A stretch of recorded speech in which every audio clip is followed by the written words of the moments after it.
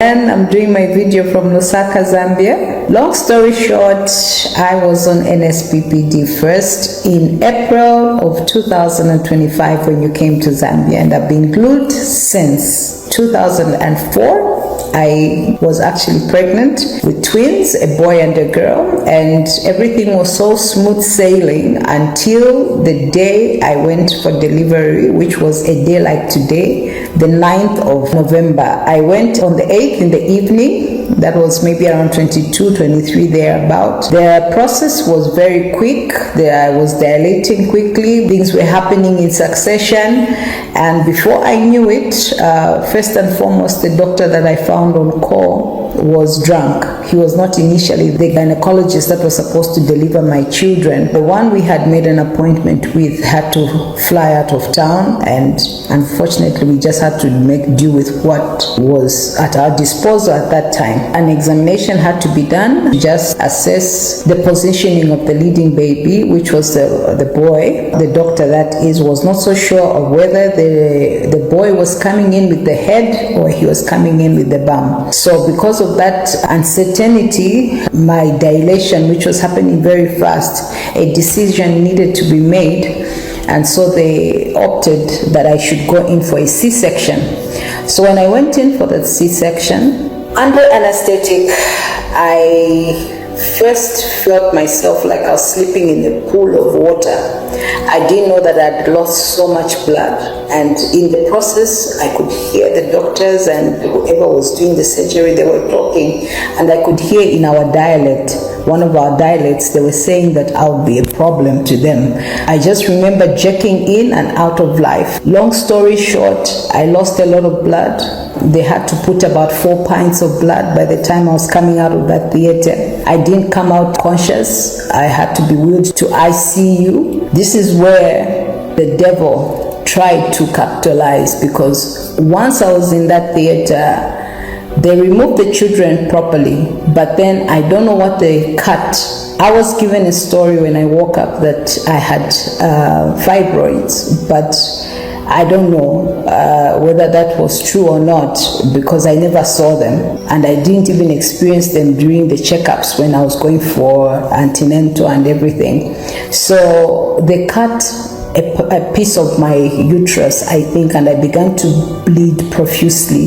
The water I felt like I was sleeping in was actually the loss of my own blood.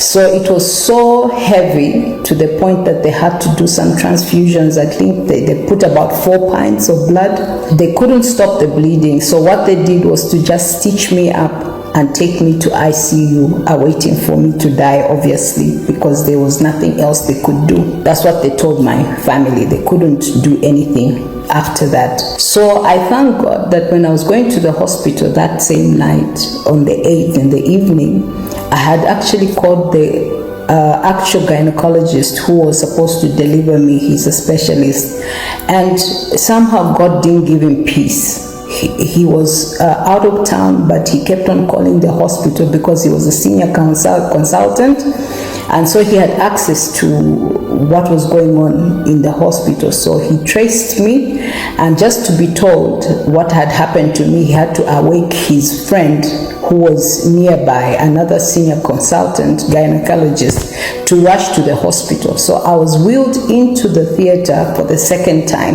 and this time I was fighting for my life. So a decision, like you said, had to be made, and the decision that was made was to remove the uterus, because now it was a matter of life and death. So I was surprised on NSPPD 25th of August, just about 56 minutes into the prayers. I was actually going about my own things. That day I hadn't sat down, and then I just heard the word of knowledge come. It was on throne room verdict. The King of Kings has ruled in my favor. Then a word of knowledge came. Oh my God, oh my God. You were pregnant with twins. You were pregnant with twins, and a medical emergency happened, and they had to remove your uterus, and both the twins did not make it. My God, my God, my God. You were pregnant with twins. You had a medical emergency. And they said the only way was to cut off your womb. And you don't even have a child. And you don't even have a child. And the twins did not survive. And your womb was cut off. I froze because I was not even praying about the uterus story anymore, Pastor Jerry. I was pregnant in 2004. And this is 2025. In the initial years, I used to pray about it, but somehow I just stopped. And so on that day, on that altar, that day, it was not my prayer point. It was not something I was asking God for. But he located me, Roy located me, and I heard your voice and you said it. And I went to kneel down near the device, near my phone, and I just have felt this presence. I said, this is so accurate. This is me. Lord, you have located me. What are you saying? Then I heard you say, after these prayers, go back and check. Go back and check. A recreative miracle is happening. Hear me as I hear the Lord. After this prayer, go and check. After this prayer, go and check. The Lord is restoring your womb. The Lord is restoring your womb. Right now. Right now. Creative miracle. Let it happen in that womb. Right now. Man of God, my uterus was removed in 2004. 21 years later, I wasn't asking God for this prayer point. It wasn't even on my list.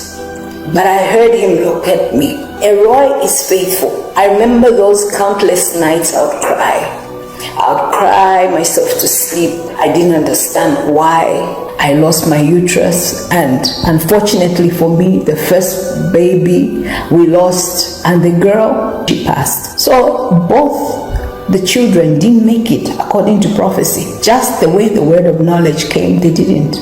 And guess what? I don't have a child. Just the way God had said it in the word of knowledge, I have no child.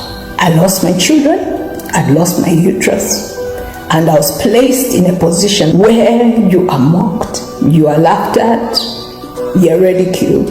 God is faithful. I was not praying for the uterus. Then to hear this word of knowledge knocked me off. I took about 2 months. I had things that were going on because I'd been taking care of my mom. So I couldn't find time to go to the hospital until on the 3rd of this month. I went to the hospital and I insisted on having a scan. And guess what, Pastor Jerry? Roy has done it.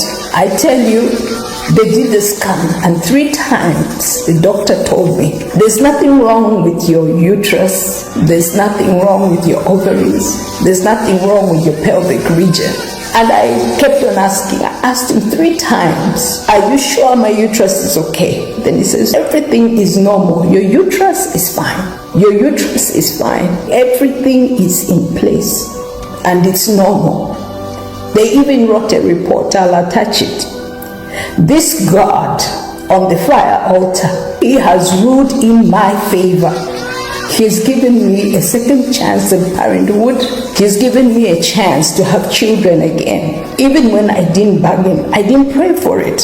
This testimony was triggered when I heard that lady saying, I didn't even pray for a uterus. I didn't pray for it, but God gave it to me. And I was praying for my own things, but God threw in the uterus because it was important.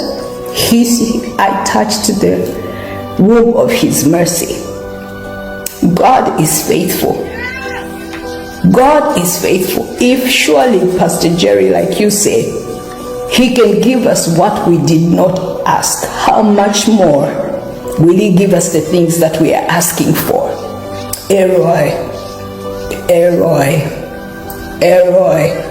Roy. For me, this is my testimony. I just wanted to say, may the oil on your head surely never run dry, Pastor Jerry. The God who you stir his heart to the point of blessing people with blessings they never imagined they could even ask. 21 years. Today, I have a uterus. I have a womb. all to the glory of a Roy.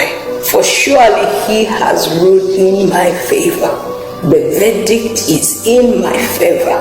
What God cannot do does not exist. Thank you, Jesus. Thank you, Jesus. Thank you, Jesus. Thank you, Jesus. Thank you, Jesus. Thank you, Jesus. Thank you. Thank you, Jesus. Thank you, Jesus. Thank you. Thank you, Jesus. Thank you. Thank you. Thank you. Thank you, Jesus. Thank you. Thank you, Jesus. Thank you, Jesus. Thank you, Jesus. Thank you.